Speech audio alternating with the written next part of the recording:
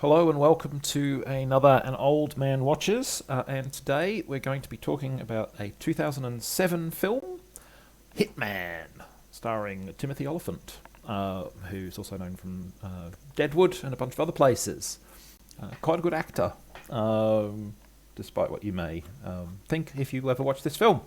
So Hitman, what's it about? Well, it's about a hitman. I mean, they really reached on the name, didn't they? It's based on a computer game series, which we'll talk a little bit more about in a moment. But basically, the plot of the film, and it's innovative. You've never heard this before. So, Agent 47 is one of an elite group of assassins who can all be identified by the fact that they're shaved bald and have barcodes on the back of their necks. Because nothing says, anonymity and stealth like a distinctive visual uniform. Never mind. 47 is the best of the best. And is sent on all of the toughest assassination missions that his organisation might have. And he's dispatched on a mission which he's told has to be a public kill rather than a stealth kill, which is unusual. And after the kill, surprise, surprise, he is betrayed by the very organisation that made him. I know, you really didn't. You just don't see that very often in assassin movies, do you? Or all the time, perhaps. So yeah, we're not here for the innovative plot, let's put it that way. We're here for... Well, what are we here for? What has this film got to offer us? What is it what does it have that's interesting? Why should we care? Maybe we shouldn't. Let's have a chat about it. Well, number one, let's talk about So I've mocked to some extent the film's lack of kind of the narrative originality because it doesn't have any. And it was similarly lambasted by the critics. I think it's got about a 15% positive on Rotten Tomatoes. I would be in that 15% though, to be honest, because while I will quite happily acknowledge this is not actually necessarily a good film, I found it quite good fun, and it found an audience. It returned in terms of cash, it did okay. It returned a gross box office of about 4 times its production value budget, which is. It's not a monster success, but it's probably in the black. Certainly, they did go ahead with a sequel. The sequel got cancelled mid-production, and then eventually they did do a follow-up sequel with a new actor as the lead, which is I think called Hitman Agent 47. So they're easy to kind of get confused. But yeah, it did okay. It did find some kind of audience. It did all right financially, and it's to me it's an entertaining nonsense action movie. But obviously the critics didn't agree, and I suspect, moving on to the next thing that I wanted to talk about, that some of the fans of the actual computer game franchise also didn't like it. Now, the reason I say that is a question of source fidelity. I've never played a Hitman game, but my understanding of them is that they're very much stealth-focused. Players are encouraged to use disguises, hide the bodies of those they kill, and generally do their best to avoid attention. It's not a game where you go rampaging through corridors, murdering lots of guards with impunity. It is a game where you slowly and methodically break down the security of the target that you've been sent to kill and deal with them.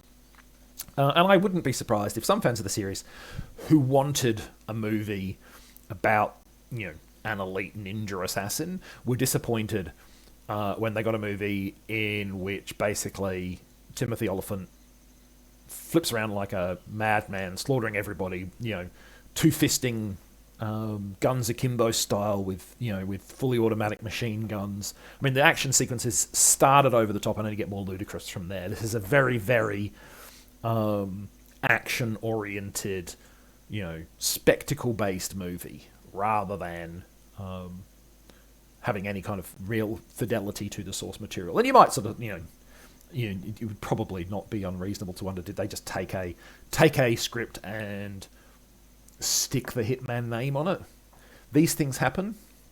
Existing scripts get names of franchises put on because they're similar enough that they think, we might run into an issue if we release this movie without that. So I believe there was the Fantasy Island recently, which is only called Fantasy Island because they thought, the people who own Fantasy Island might sue us if we don't buy the rights, so they bought the rights.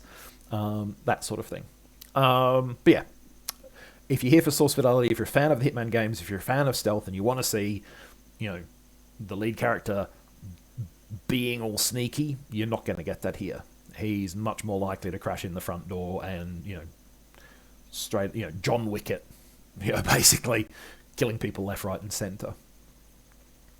And John Wick and also the Fast and the Furious, which is the franchise that I've specifically referenced for my final point, are both interesting counterpoints to this film. So both Wick and, to even greater extent, Fast and the Furious have turned into fairly significant franchises.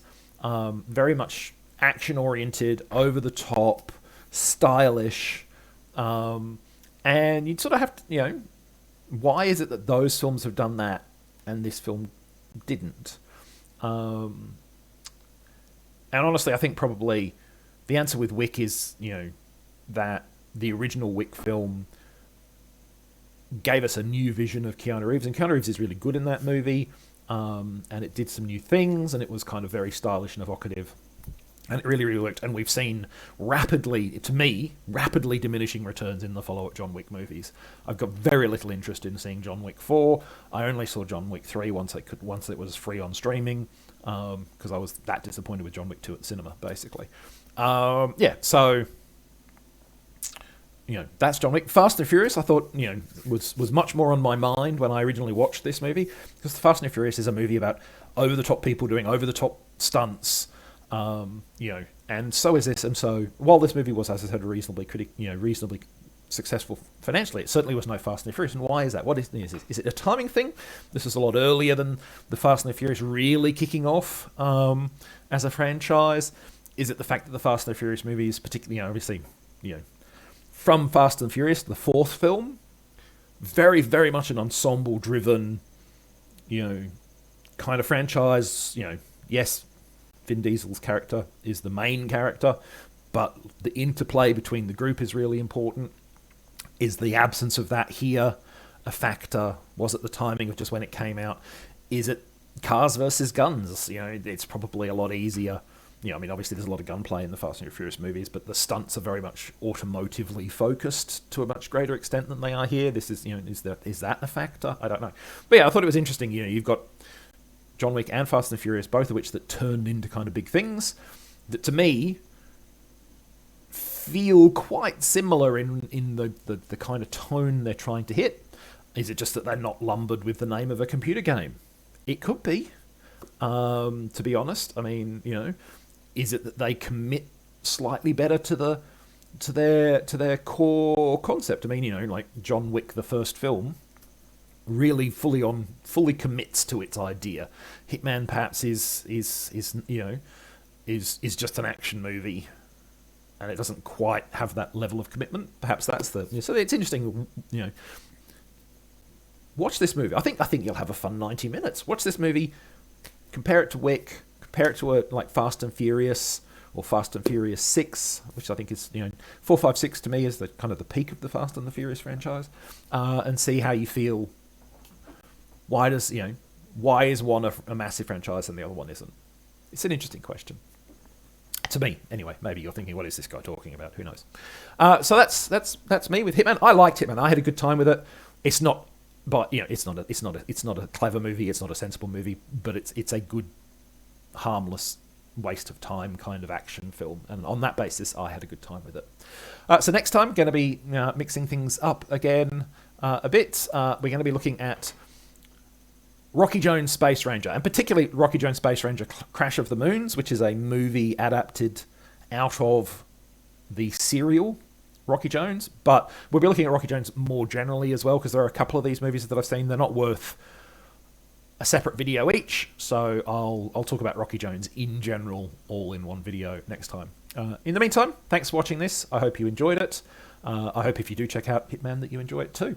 And I'll catch you in the next one.